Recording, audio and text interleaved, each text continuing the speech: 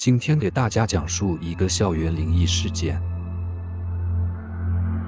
位于河工大栋门口的13栋宿舍楼，是学校历史最为悠久的大楼之一。这里的历史可以追溯到卫校时期，经过多次转手，最终成为了男生宿舍使用。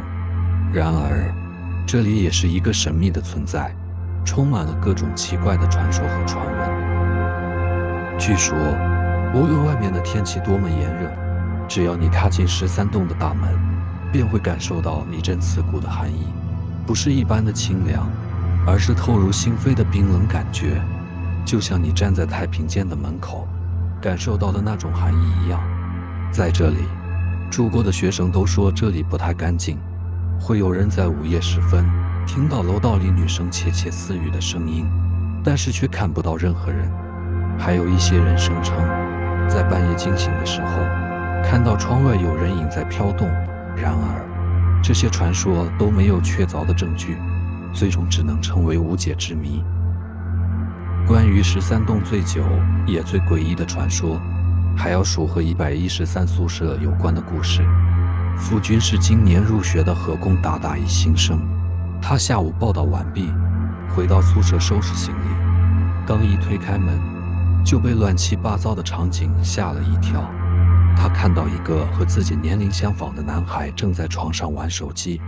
男孩见到付军进门，咧嘴一笑，向他打招呼说：“我是王涵。”“你好啊，我是付军。”两人握了握手，然后分别回到各自的事情上。付军环顾四周，只看到3张桌子，大多数都破烂不堪，上面布满了大大小小的洞，只有一张桌子在墙角，虽然很陈旧，但表面还比较完好。付军把这张桌子拖到自己床前，擦拭一番后，打算打开抽屉收拾东西。然而，当他打开抽屉时，露出的东西却让他惊讶不已，里面躺着一条艳丽的女士内裤。付军手忙脚乱地将内裤扔到了一旁，心中十分疑惑，这可是男生宿舍，怎么会出现这种东西呢？就在此时，他发现自己的室友王涵正在斜眼看着他，脸上带着一丝古怪的神情。付军顿时感到非常尴尬，急忙解释说：“这不是我的，我刚才打开抽屉的时候。”然而，王涵却打断了他的话，嘿嘿一笑说：“好了，兄弟，我懂的。”夜幕降临，付军孤独地面对着黑暗的夜空，辗转反侧，久久难以入眠。就在他刚合上眼睛的那一瞬间，一位身着古老校服、身材高挑的女孩出现在他面前。她的头发垂下，面容不可辨。女孩伸出一只苍白的手臂，恳求付军靠近一些。付军仿佛被魔咒所控制，不由自主地向前移动，接近女孩。他逐渐看清女孩低垂的头发下面是一只睁大的、令人不安的白眼珠。付军突然感到一阵恐惧，他挣扎着，拼命地扭动身体，决心不再前进一步。他大声问道：“你是谁？”女孩突然发出窸窸窣窣的声响，低头嘴角上扬，发出难听的呵呵声。付军惊醒过来，满脸汗珠，喘息不已。他望着黑暗的寝室，听着舍友平稳的呼吸声，但他却一直无法入睡，脑海中充满了那个低头的女孩。第二天清晨，手机铃声不断响起了10多分钟。付军不情愿地爬起来，匆匆穿上衣服，梳洗后就赶往教室办公室，因为今天是报到的第一天。在课堂上，老师热情洋溢地讲述着大学、社团和专业课程，付军却趴在桌子上打起了鼾声。不久后，多姿多彩的大学生活让他完全忘记了开学第1晚的那个离奇梦境。但没多久，寝室大规模调整，舍友们纷纷报名搬离。然而，付军却毫不动心，每天只是上课和逛图书馆，丝毫没有想要搬离的意愿。不久，辅导员找到了付军，询问他为何不搬离寝室。付军毫不犹豫地回答道：“我宁愿一个人住。”搬寝室太麻烦了，一个人住更加清静。晚上，傅君独自一人默默凝视着空荡荡的寝室，心中感到一片空虚。早早熄灯后，他躺在床上，却始终无法入眠。他不断翻来覆去，迟迟无法入睡。过了好久，他才慢慢沉入梦乡。可刚合上眼，突然一股刺骨的寒气袭来，不禁让他微微皱起眉头。他惊讶地发现窗户自己缓缓地打开，室内温度一下子降低了10几度。傅君在梦中微微蹙着眉头，不禁掖了掖被子。在梦境中，傅君发现自己置身于13栋楼下，但这里和他记忆中的13栋似乎有些不同。周围长满了郁郁葱葱的树木，楼前的草坪上有一位身材高挑、穿着古老校服的女孩正在专注地看着笔记。她美丽的面容时而紧皱眉头，时而流露喜悦之情。傅君一时被她吸引住了，不禁产生了一种似曾相识的感觉。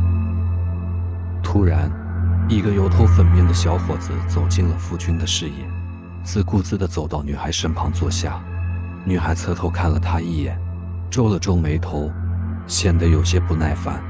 那个男孩毫不在意，自顾自地说：“我叫孔圈，权力的权，我哥是校主任，我束缚是这里黑道上的。”他得意地翘起大拇指。然而，女孩连头都不抬。孔圈感到有些尴尬，又自言自语地问道：“美女，你怎么称呼？你也是卫校的吧？”女孩有些厌烦，简单地回答道：“许曼。”说完，她侧身将背对着他。孔圈感觉这是个好名字，便主动邀请她一起吃饭。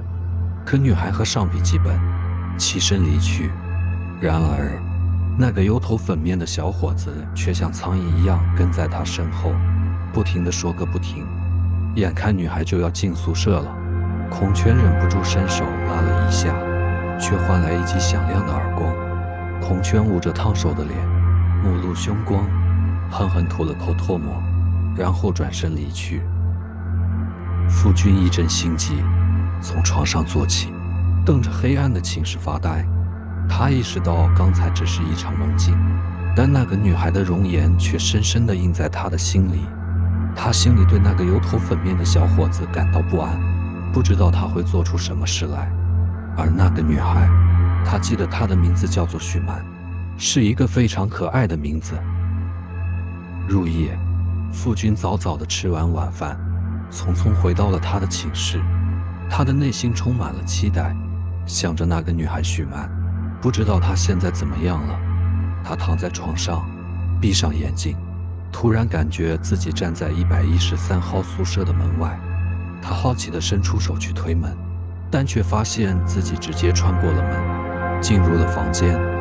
房间内与他记忆中的那个凌乱的113号宿舍完全不同，整洁有序。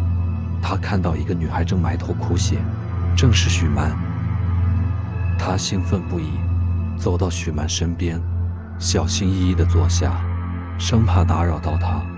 他定定地看着她娇美的面容，内心中涌起一股怜惜之情。突然，他听到身后传来嘎吱嘎吱的声音。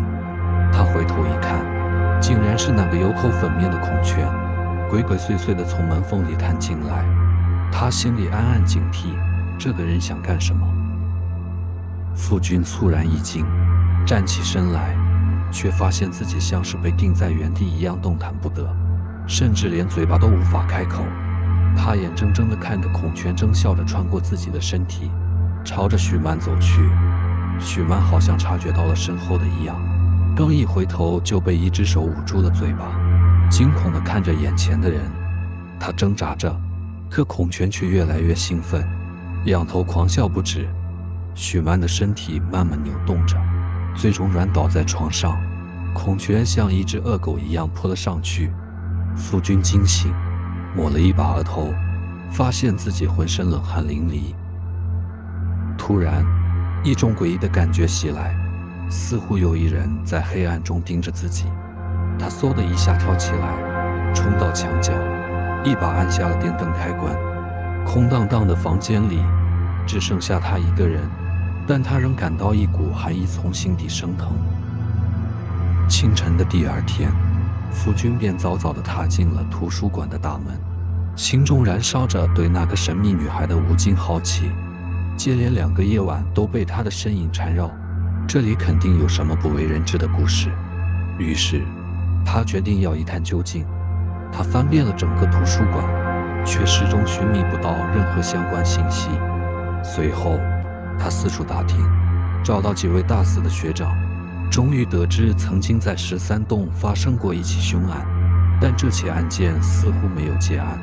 这一系列的线索让夫君更加困惑，他不断思考着13栋到底发生了什么，为什么自己一再梦到那个女孩，开学那晚梦到的女孩又是谁？这些问题似乎都有着某种联系，让他喘不过气来。不管怎样，他发誓今晚一定要揭开真相的面纱。夜幕降临得很快，夫君回到宿舍，望着静谧的房间，他决定不关灯，合衣躺在床上，等待答案的到来。不知不觉，夫君沉沉睡去，而当他再次醒来时，眼前出现的是一个冰冷的办公室，几个西装笔挺的人坐在高高的办公桌后，闭目养神，而坐在沙发上的女孩则不时发出抽泣声。夫君定睛一看，那个曾经面容姣好的女孩已经不见了，取而代之的是一张憔悴的面孔，双眼深陷，布满血丝。突然，一个西装笔挺的男人清了清嗓子，开口说道：“许曼同学，你是我们学校的佼佼者，老师们都看在眼里，说孔权侵犯了你，我们自然会为你提供处理结果，不会因为他是谁的亲戚就给他开脱。”说着，男人侧头看了看坐在身边的孔权，而后者则懒散地坐在一旁玩着手机。听到这里，不屑地撇了撇嘴，但是男人接着说道：“不过法律是需要证据的，你说孔权侵犯了你，你去医院检查过了吗？没有证据，你怎么能污蔑他呢？有没有其他人能提供物证或证词？别再乱猜疑别人了，你是我们老师们的骄傲，学校早就决定将你作为重点培养对象，将来保研什么的都不在话下。”他原本黯然坐在沙发上，泪水如雨般落下，但突然间他站了起来，对着办公桌后的人们发出了一声震天的怒吼。然后他转身离开了教室，一口气冲上了楼顶的阳台。在那里，他抹去了眼泪，回头狠狠地瞪了一眼身后的众人，表现出无尽的悲伤和怨恨。他闭上眼睛，毫不犹豫地跳了下去。